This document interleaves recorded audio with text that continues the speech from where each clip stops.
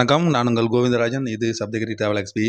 இந்த வீடியோவில் நம்ம என்ன பார்க்க போகிறோன்னா, சென்னைக்கு அருகில் உள்ள ஸ்ரீபெரும்புதூரில் உள்ள ஆதிகேசவ பெருமாள் கோவில், அதாவது ஸ்ரீ ராமானுஜர் கோவிலை பற்றின விவரங்கள்லாம் இந்த வீடியோவில் நம்ம தொடர்ந்து பார்க்கலாங்க. சென்னையிலேருந்து பெங்களூர் போகிற ரோட்டில் காஞ்சிபுரம் மாவட்டம் ஸ்ரீபெரும்புதூர் பூந்தமல்லிக்கு அடுத்து இருக்கிறதாங்க இந்த ஸ்ரீபெரும்புதூர். இது வந்து காஞ்சிபுரம் மாவட்டத்தில் அமைஞ்சிருக்கு. திருப்பெரும்புதூர் அப்படின்னு சொல்லி தூய தமிழில் அழைக்கப்படுது. இந்த ஊரில் இருக்கிறது தான் ஸ்ரீ ஆதிகேசவ பெருமாள் கோவில். பூந்தமல்லி தாண்டி நீங்கள் பெங்களூர் போகிற வழியில் போயிட்டு இருந்தீங்கன்னா ஒரு 8வது கிலோமீட்டரில் ஒரு டோல்கேட் வரும். ஃபஸ்ட்டு டோல்கேட் அதுதான். பூந்தமல்லிக்கு அடுத்து ஃபஸ்ட்டு டோல்கேட் அதுதான். அந்த டோல்கேட்டை தாண்டினவொன்னே தான் அடுத்த 1/2 கிலோமீட்டரில் ரைட் ஹேண்ட் சைடில் பெரிய ஆர்ச் இருக்கும். அதுதான் ஸ்ரீபெரும்புதூர் ஊருக்குள்ளே போகிற வழி அது. அந்த ஆர்ச் வழியாக உள்ளே போனோன்னா ஒரு 1/2 கிலோமீட்டர் தூரத்தில் ரைட் ஹேண்ட் சைடில் இந்த கோயில் அமைஞ்சிருக்குங்க. ஸ்ரீ ஆதிகேசவ பெருமாள் கோவில் அல்லது ராமானுஜர் கோயில் அப்படின்னு சொல்லி அழைக்கப்படுது.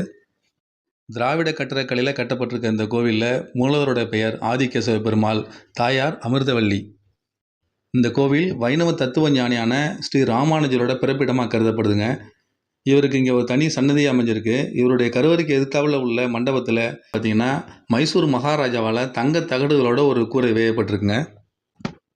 ஆரம்ப காலகட்டத்தில் இந்த வைணவ சமயம் தென்னாட்டில் மட்டும்தாங்க இருந்தது. அதுவும் தமிழ்நாட்டில் மட்டும்தான் இந்த வைணவ சமயம் தழைத்தோங்கிட்டு இருந்தது. இந்த சமயத்தை இந்தியா முழுக்க பரவத்துக்கு மிக மிக முக்கியமான காரணமாக இருந்தவர் இந்த ஸ்ரீ ராமானுஜர். சமஸ்கிருதத்தில் மட்டுமே பாடல்கள்லாம் இருந்த இந்த வைணவ சமயத்தை தமிழ் மொழியில் மொழிபெயர்த்து தமிழ் மொழி பாடல்களாக மாற்றி எல்லா கோயில்களிலும் தமிழ் பாசுரங்களை உருவாக்கி அதை பாட வச்சவர் தான் இந்த ஸ்ரீ ராமானுஜர். அதனால தான் இந்த வைணவ சமயம் மிகப்பெரிய லெவலில் தழைத்து ஓங்குனுதுங்க. சாதி மதங்களை கடந்து மனிதனை மனிதன் நேசிக்க வேண்டும் அப்படின்னு உயரிய கருத்தை 1000 ஆண்டுகளுக்கு முன்னரே வலியுறுத்திய மகான் தான் இந்த ஸ்ரீராமானுஜர். இந்த ராமானுஜரை பற்றியும் இவருக்குன்னு தனி சன்னதி அமைந்திருக்கிற இந்த ஸ்ரீபெரும்புதூர் ஆதிகேசவ பெருமாள் கோயில் பற்றியும் நம்ம தொடர்ந்து தெரிஞ்சுக்கலாம். ஸ்ரீ ராமானுஜர் 1017ஆம் ஆண்டு பூதபுரி அப்படின்னு அழைக்கப்படுற ஸ்ரீபெரும்புதூரில் தாங்க ஒரு தமிழ் குடும்பத்தில் பிறந்தார். வைணவர்களோட மிக முக்கியமான ஆச்சாரியர்களில் ஒருவராக இவரும் திகழ்ந்தாருங்க. திருமலையில் வெங்கடாஜலபதி பெருமாள் கோயிலில் பணிபுரிந்த திருமலை நம்பியின் கீழ் தான் இந்த ராமானுஜர் வளர்ந்தார்.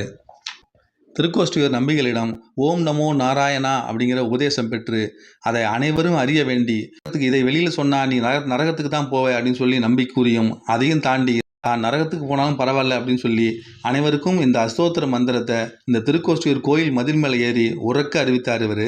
அதனால் எம்பெருமான் அப்படின்னு சொல்லி அழைக்கப்பட்டாருங்க. இன்றைக்கும் பார்த்தீங்கன்னா மதுரை காரைக்குடி அருகில் உள்ள திருக்கோஷ்டியூர் கோயிலில் கோபுரத்துக்கு அருகில் ஸ்ரீ ராமானுஜரோட உருவம், அவர் பக்தர்களுக்காக அந்த உறக்க அந்த அஸ்தோத்திர மந்திரத்தை கூறுற மாதிரி ஒரு சிலை ஒன்று அழகாக நிறுவியிருக்காங்க. இவ்வளவு சிறப்புடைய இந்த ஸ்ரீ ராமானுஜர் அவதரித்த தலந்தாங்க ஸ்ரீபெரும்புதூர். இங்கே உள்ள சன்னதியில் குடியிருக்கும் ஸ்ரீ ராமானுஜர் பிறந்த நட்சத்திரம் திருவாதிரை. ஒவ்வொரு மாதமும் திருவாதிரை நட்சத்திரம் வரும்பொழுது இந்த கோயிலில் வீதி உலா நடக்குதுங்க. பூதபுரி அப்படின்னு சொல்லி ஒரு காலத்தில் அழைக்கப்பட்ட இந்த ஊரில் இருக்கிற கோயிலோட தலைவரலாறு என்னன்னு பார்த்தீங்கன்னா, சிவபெருமான் கைலாயத்தில் ஒரு நாள் தன்னை மறந்து நடனம் ஆடிக்கொண்டிருக்கும் பொழுது அவருடைய வஸ்திரம் நழுவி கீழே விழுந்ததுங்க. அதை சிவகணங்கள் பார்த்துட்டு சிரித்த உடனே அதை அறிந்த சிவபெருமான் சிவகணங்களை பூலோகத்தில் போய் இருக்குமாறு சாபமிட்டாருங்க. பூதகணங்கள் மன்னிப்பு வேண்டி கேட்க அதை மன்னிக்கவே இல்லை சிவபெருமான். அதன் பிறகு பூதகணங்கள் சிவபெருமான்கிட்ட மன்னிப்பு வேண்டி அதற்காக பெருமாளை நோக்கி எல்லா பூதகணங்களும் தவம் இருந்தது. அதற்காக ஆதிகேசவ பெருமாளாக காட்சியளித்த பெருமாள் அந்த இடத்துல ஒரு தடாகம் ஒன்று அமைச்சு அதில் மூழ்கி எழுந்து அனைவருக்கும் சாப விமோசனம் கிடைக்கிறது வழி பண்ணார். பூதகணங்கள்லாம் சாப விமோசனம் பெற்ற இந்த ஊர் பூதபுரி அப்படின்னு சொல்லி அழைக்கப்பட்டது. அதன் பிறகு காலப்போக்கில் புதூர் அப்படின்னு மாறி ஒரு காலத்தில் ராமானுஜர் அவதரித்த பிறகு ஸ்ரீபெரும்புதூராக மாறினதுங்க. அது இங்கே இருக்கிற இந்த கோவில் 5 நிலை ராஜகோபுரமாக அழகாக அமைஞ்சிருக்கு. இந்த கோயிலுக்கு முன்னாடியே மிகப்பெரிய ஒரு காலி இடம் அமைஞ்சிருக்குங்க. மிகப்பெரிய கிரவுண்டு மாதிரி அந்த இடம் அழகாக அமைஞ்சிருக்கு. இந்த ராஜகோபுரம் தாண்டி உள்ளே போனோம்னா பலி பீடம், அதுக்கப்புறம் துவஜஸ்தம்பம் இதெல்லாம் தாண்டி போனோம்னா படிகள்லாம் இருக்குது. அந்த படிகள் ஏறி போனோம்னா வலது பக்கம் வடக்கு நோக்கி இருக்கிறவர் ஸ்ரீ ராமானுஜர் சன்னதி அமைக்கப்பட்டிருக்கு. அமைதியே உருவாக ஸ்ரீ ராமானுஜர் அந்த இடத்துல அருள் பாலிக்கிறாருங்க. பக்தர்கள் நாம் அனைவரும் ஸ்ரீ ராமானுஜரை கைகூப்பி வணங்கணும்னா அவரும் நம்மளை திரும்பி கைகூப்பி வணங்குறாரு. யதிராஜர் எம்பெருமான் அப்படின்னு சொல்லி அழைக்கப்படுற இந்த ஸ்ரீ ராமானுஜரோட தரிசனம் முடிச்சுட்டு வெளியில் வந்தோம்னா கிழக்கு நோக்கி அருள் பாலிக்கிறார் ஸ்ரீ ஆதிகேசவ பெருமாள். இவரே இங்கே மூலவராக காட்சியளிக்கிறார்.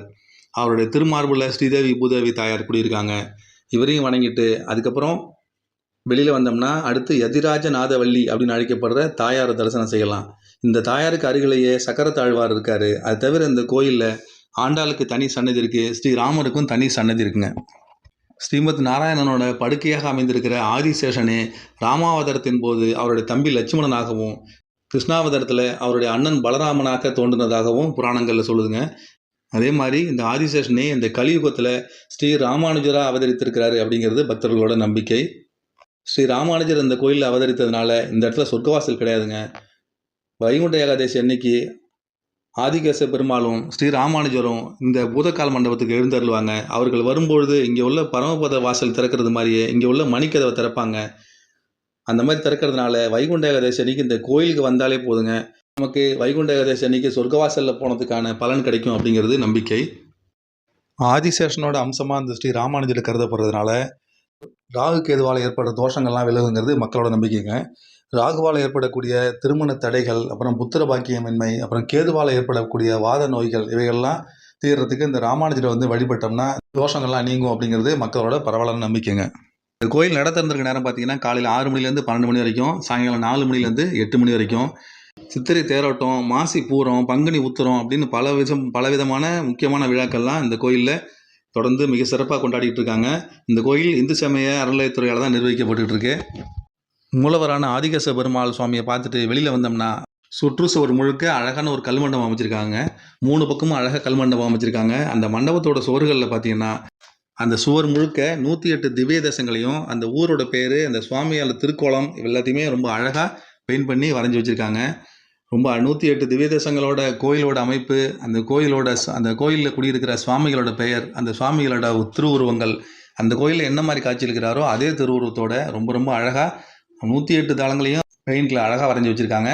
பார்க்குறதுக்கு ரொம்பவும் பிரமிப்பாக இருக்குது. இது 108 திவ்ய தேசங்களையும் நேராக போய் பார்க்கறதுக்கு வாய்ப்பு இல்லைனாலும் இந்த கோயிலுக்கு வந்தோம்னா இந்த 108 திவ்ய தேசங்களையும் பெயிண்ட் மூலமாகவே ரொம்ப அழகாக பார்க்குற மாதிரி இருக்குங்க. அது எம்பெருமான் என அழைக்கப்படுகிற ஸ்ரீ ராமானுஜர் அவதரித்த ஸ்தலமும் ஆதிகேச பெருமாள் குடியிருக்கிற ஸ்தலமுமான இந்த ஸ்ரீபெரும்புதூர் ஆதிகேச பெருமாள் கோயிலை கண்டிப்பாக எல்லாருமே பார்க்க வேண்டிய கோயிலாக இருக்குங்க. அது மிக மிக ரம்யமான இடத்துல அமைஞ்சிருக்கு இந்த கோயில். சென்னை பெங்களூர் பைபாஸ் பிஸியாக இருக்குங்க. அது அந்த பைபாஸ்லேருந்து உள்ளே ஒரு 1/2 கிலோமீட்டர் வந்தோம்னா அந்த கோயிலுக்கு வெளியில் கூட கொஞ்சம் ஜனசந்தடி இருக்குது. கோயிலுக்கு உள்ளார போயிட்டோம்னா ரொம்ப ரொம்ப ஒரு அமைதியான சூழல், ரொம்ப ரொம்ப அற்புதமாக அந்த இடம் அமைஞ்சிருக்குங்க. கண்டிப்பாக அனைவரும் பார்க்க வேண்டிய ஒரு கோயில் இது. மங்களாசாசனம் செய்யப்பட்டு திவ்யதேச கோயிலாக இல்லாமல் இருந்தாலும் பாடல் பெற்ற ஸ்தலமாக இது விளங்குறதுனால அனைவரும் பார்க்க வேண்டிய மிக மிக அற்புதமான ஒரு ஸ்தலங்க அது. வாய்ப்பு இருக்கும்பொழுது இந்த மாதிரி ஒரு ராமானுஜர் அவதரித்த இந்த ஸ்தலத்தை போய் பார்த்துட்டு வருவோம். மறுபடியும் இந்த மாதிரி இன்னொரு அப்டேட்ஸோட உங்களை மீண்டும் சந்திக்கிறேன். நன்றி, வணக்கம்.